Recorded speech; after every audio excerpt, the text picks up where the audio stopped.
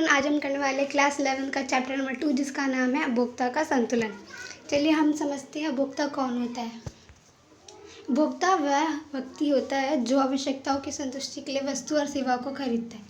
जैसे आप, मैं और हम सब जब भी जाते हैं दुकान पर वस्तुएं खरीदते हैं, जैसे चॉकलेट, दूध या कुछ भी चीनी, जो भी चीज़ हम खरीदते हैं, तो हम क्या हो जाएंगे, उपभोक्ता, क्योंकि हम अपनी आवश्यकताओं की संतुष्टि के लिए वस्तु को खरीद रहे हैं। ज़रूरी नहीं है कि वस्तुओं को खरीदने से ही हम उपभोक्ता हो जाते हैं।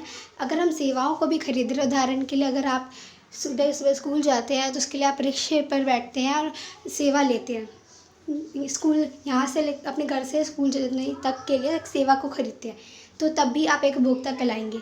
तो उपभोक्ता वह होता है जो अपनी आवश्यकताओं की संतुष्टि के लिए वस्तु के साथ साथ सेवा, इन दोनों में से कुछ भी खरीदता है तो वो उपभोक्ता हो जाता है। आगे बढ़ते हैं। उपभोक्ता संतुलन, आगे हम पढ़ने वाले उपभोक्ता संतुलन का बारे में, लेकिन पहले बता दें उपभोक्ता संतुलन एक ऐसी स्थिति होती है जब उपभोक्ता को जो मिल रहा है उससे वो पूरी तरह संतुष्ट है। जैसे आपने चॉकलेट खरीदी तो आपको उससे पूरा संतुलन मिल रहा है, आप उससे संतुष्ट है कि जितना आप पैसे आपने दिए उससे आपको जो वस्तु मिल रही है उससे आप पूरी तरह से संतुलन में है। आगे हम इसका अध्ययन करवाया था दो लोगों ने, अल्फ्रेड मार्शल और जे.आर. एलन ने करवाया था। इनके दो अप्रोचेस मतलब विश्लेषण से। पहला विश्लेषण का नाम है गणनावाचक उपयोगिता विश्लेषण, इसे दिया था अल्फ्रेड मार्शल जी ने, और दूसरा है क्रमवाचक उपयोगिता विश्लेषण जिसे दिया था जे.आर. एलन ने। आगे हम पहले अप्रोच को, विश्लेषण को अच्छे से पढ़ते हैं। गणनावाचक उपयोगिता विश्लेषण। गणनावाचक उपयोगिता विश्लेषण में अल्फ्रेड मार्शल जी ने उपयोगिता की अवधारणा का प्रयोग किया था और उन्होंने बोला था कि हमें जो संतुष्टि मिलती है उसे हम माप सकते हैं 1, 2, 3 करके। जैसे हम वज़न को माप सकते हैं, वैसे किलोग्राम में जैसे वज़न को माप सकते हैं, वैसे हम उपयोगिता को भी माप सकते हैं। मतलब कि अल्फ्रेड मार्शल जी ने कहा था कि अगर आपको किसी ने एग्जाम्पल के लिए चॉकलेट दिया है तो आप चॉकलेट खाने के बाद उसको बता सकते हो कि मुझे कितना संतुष्टि मिली है। आप बोलोगे जैसे कि मुझे 1 मिली है, मुझे 2 मिली है, ऐसा बोल सकती हूँ उनके अनुसार। आगे बढ़ते हैं। उपयोगिता का मतलब क्या होता है। उपयोगिता का मतलब क्या होता है, किसी भी वस्तु की आवश्यकता संतुष्ट करने की शक्ति को ही हम उपयोगिता कहते हैं। जैसे एक चॉकलेट है, उसके अंदर किसी की उपयोगिता को संतुष्ट करने की जितनी भी शक्ति होगी वो उपयोगिता कहलाती है। अब उपयोगिता जो होती है संख्याओं में लिखी जा सकती है, ये अल्फ्रेड मार्शल जी के अनुसार है 1, 2, 3 ऐसे करके लिखी जा सकती है। उपयोगिता जो होती है व्यक्ति, स्थान और समय के साथ बदलती है। मतलब जो उपयोगिता मुझे चॉकलेट खाने से मिल रही है वो किसी और को अलग मिलेगी, और स्थान के साथ भी बदलती है ये, और समय के साथ बदलने के लिए उदाहरण लेते हैं। जैसे वर्षा का मौसम आता है तो रेनकोट्स और छाते की ज़रूरत ज़्यादा बढ़ जाती है, उनकी उपयोगिता बढ़ जाती है, उसकी संतुष्ट करने की शक्ति बढ़ जाती है।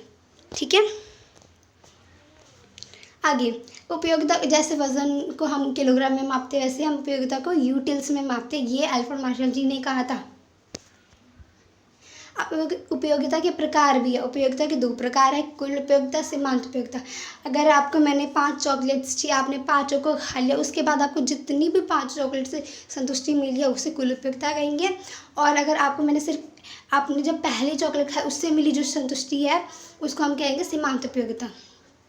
अब हम इसकी परिभाषा को पढ़ते हैं। कुल उपयोगिता मतलब कि एक वस्तु की सभी इकाइयों का उपभोग, मतलब कि प्रयोग करने के बाद आपको जो संतुष्टि मिलेगी वो क्या होगी, कुल उपयोगिता। ठीक है, इसे हम टीयू से प्रेजेंट करते हैं, और ये ई नहीं है, समीशन का साइन है जो होता है। हम जैसे एम देखो, अगर आपको पहले से जो एम मिला वो, फिर दूसरे से मिला वो, तीसरे से मिला, चौथे से मिला, फिर 5वें से मिला, इन सब का अगर आप जोड़ लोगे तब आपको कुल उपयोगिता मिल जाएगी, है ना। इसलिए एम यू का समीशन करेंगे तो हमें मिल जाएगा टीयू।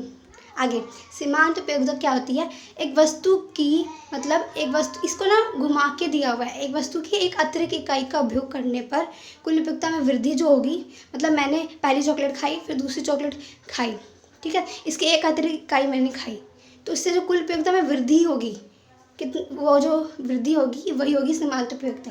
ओके, इसे हम एमयू बोलते हैं, सीमांत उपयोगिता को एमयू। ये बोल रहे फॉर्मूला है, ये याद करना पड़ेगा, TU_n-1।